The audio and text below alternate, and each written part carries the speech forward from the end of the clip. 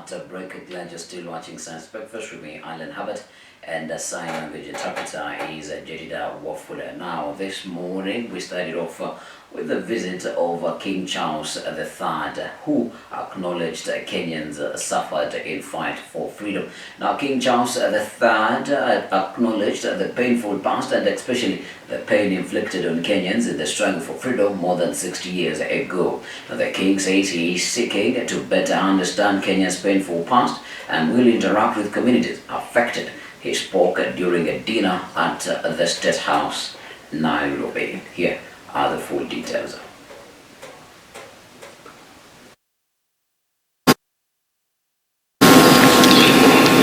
It is the intimacy of our shared history that has brought our people together.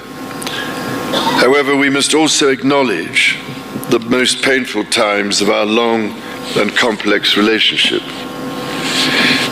The wrongdoings of the past are a cause of the greatest sorrow and the deepest regret.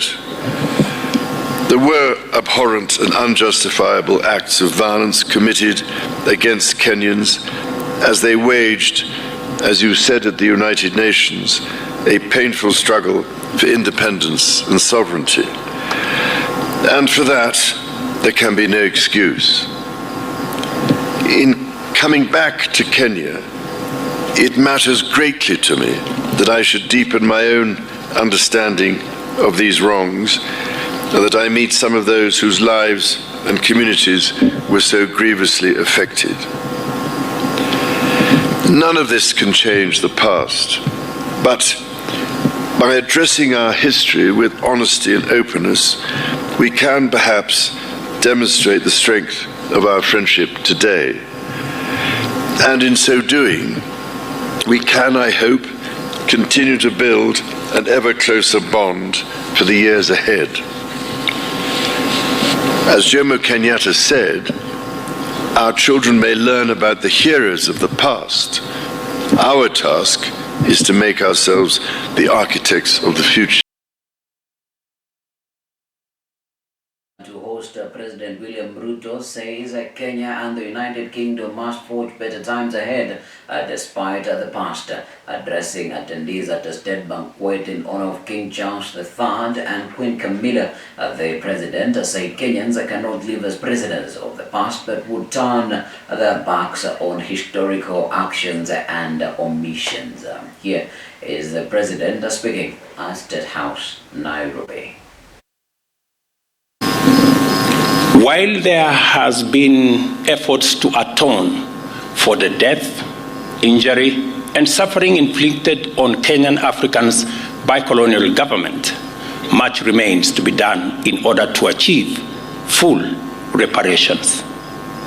I am optimistic that through the Kenya-UK partnership, we shall keep up our endeavor to inspire the change we hope for by making people and their well-being the fundamental consideration in our pursuit of trade and investment, defense and security, conservation and climate action, research, development and innovation, as well as our work of designing a future that works for present generations and distant prosperity.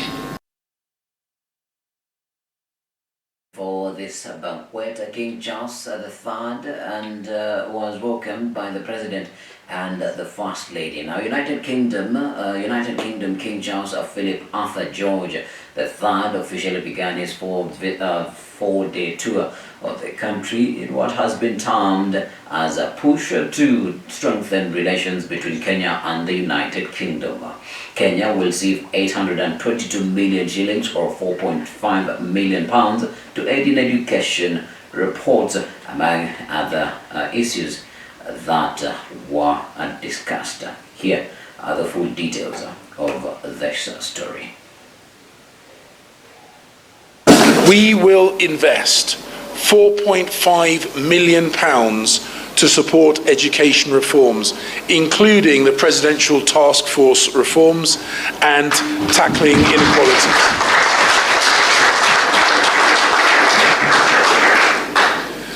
And I I hope, indeed I am confident, that this helps to implement the Presidential Task Force report, deepening the education sector's resilience. We are in a discussion because we have quite a number of other programs.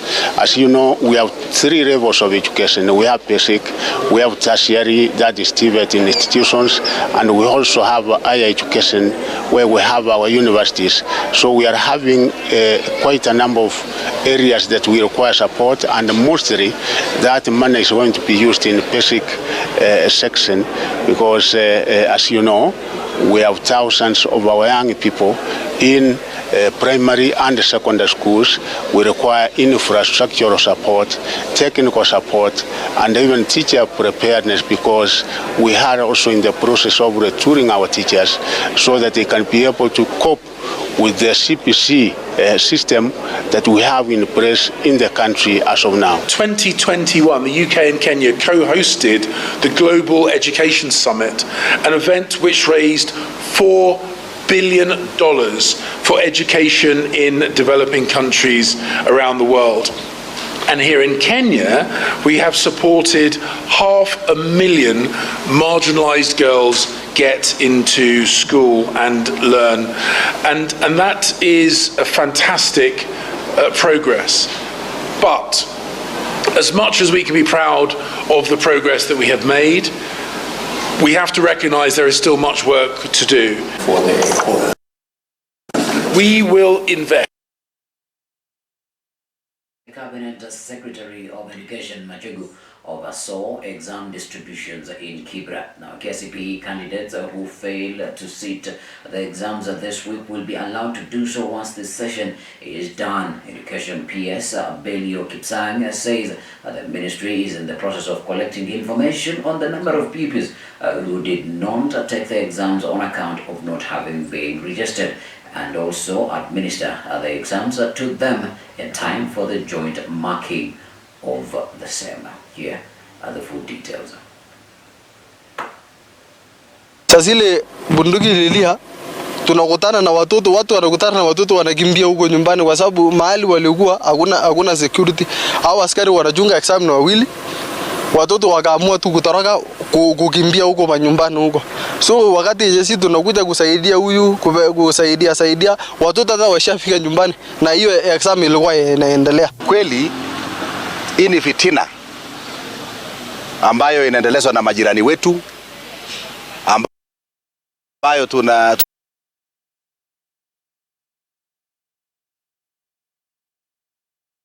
The rains were so heavy, but I thank the center managers, all of them reported in time. We opened the container in time. We have distributed the materials in time. The most difficult was in Marsabit because notwithstanding the availability of helicopters, the early part of the morning was fairly missed, which also made it difficult for the choppers to take off. But at the end of the day, we are very happy that the whole country was able to sit for the examinations. Those who will not be able to sit for this KCPE, we shall be able to look at ways in which as government we shall assist these children to transit to the next level. So between now and the time we release the results, we shall make sure that we shall have created mechanisms of supporting these children to transit. We told our directors and our teams on the ground to make sure that these candidates are in the centers that we are expected to register them, so that we can make alternative arrangements of them sitting for this exam. So no kid will miss the examination because of lack of registration. We don't expect any single malpractice, any kind of cheating in this exam that we are doing, or in the coming exam that we are starting on 4th. From that now to matter security, as a bundling skill harder in Ngaratuko village in Baringo North. Now the ongoing KCPE and KEPSA examinations were partially disrupted at Ngaratuko Primary School in Baringo North following a bandit attack that left one person dead on Tuesday. Here are the full details. zile bunduki ililia, tunakutana na watu wanakutana na watoto wanakimbia huko nyumbani kwa sababu mahali walikuwa hakuna security. Hao askari wanachunga exam na wawili, watoto wakaamua tu kutoroka kukimbia huko manyumbani huko. So wakati sisi tunakuja kusaidia huyu kusaidia watoto hata washafika nyumbani na hiyo exam ilikuwa inaendelea. Kweli hii ni fitina ambayo inaendelezwa na majirani wetu, ambayo tumejua kwamba pia hata hawajakuja kurekodi statement, na sisi tulikuwa tunasema tu ile ambayo wananchi wanatuuliza kwamba mimi ni bishop wa amani. Ile tunasema tu ni kwamba hii maneno ya boundaries ambayo tunasema kila wakati imefika wa kuaddress. Nasema tu sisi hatutarudi nyuma. Tutaendelea kutetea haki yetu, tutaendelea kutetea watu wetu, tutaendelea kusimama na watu wetu. Renewed effort by KRA to tax returning passengers now.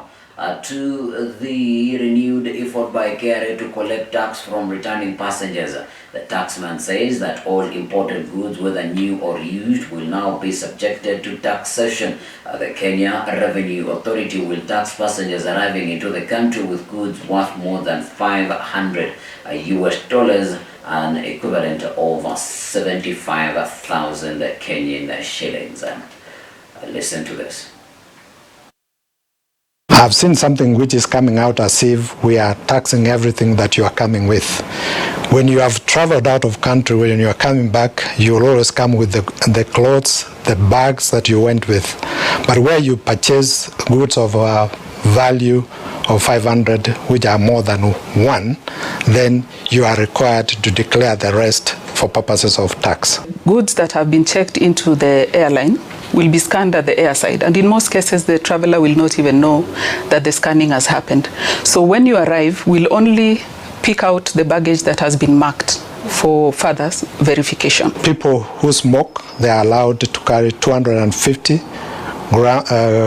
milligrams of tobacco, perfume of 1 liter, less than a liter, and then alcohol, they also allow a level of what you can carry with you. We have done a lot of capacity building programs. We also engage our officers at the airport, which we are organized into shifts. So when a shift is on duty, we take them through a process as to how we expect, or KRA expects them to conduct themselves, and this we hold to them. There is also need to clarify which goods are affected and ensure personal effects and electronics are left out. We agree the laws around the world impose limitations on the amount of good, but that should not be an excuse to threaten passengers or harass travelers or infringe on privacy of. And Italian files a petition and denies selling land to Kirima. Now, the ownership of the over 900 acres of land in Jiru, Choka and Mihango areas have taken a new twist after the administrator of the estate of Domenico De Masi, the man who reportedly sold the land to the late politician Gershon Kirima, moved to court seeking to stop the implementation of the judgment issued by Justice S. Okomo. Suits. So one of the prayers we've sought from the court is for them to be enjoined because they were not aware of such a dispute. The estate of Domenico, represented by Bernardo, have never transferred or sold the land to the family of Kirima. As far as they know, they have done their succession, and it is very clear that even the estate, that is that particular property, has devolved to them. We want the court to determine who is the rightful owner of the said parcel of land. As that is taking place, we've also appealed the decision by the Environment and the Land Court that was recently out. I'm here to represent those people of Kasarani. And if they are going to negotiate, they must negotiate with the rightful owner. And that can only be determined by the Honorable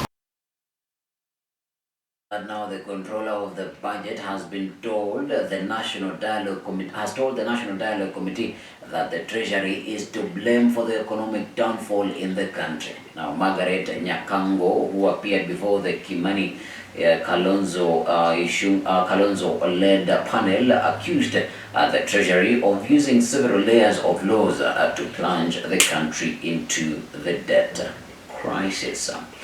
And on that note, we come to the end of the news that are making headlines in the country. When we come back, we're coming back with stories that are making headlines in the dailies. Keep it silent.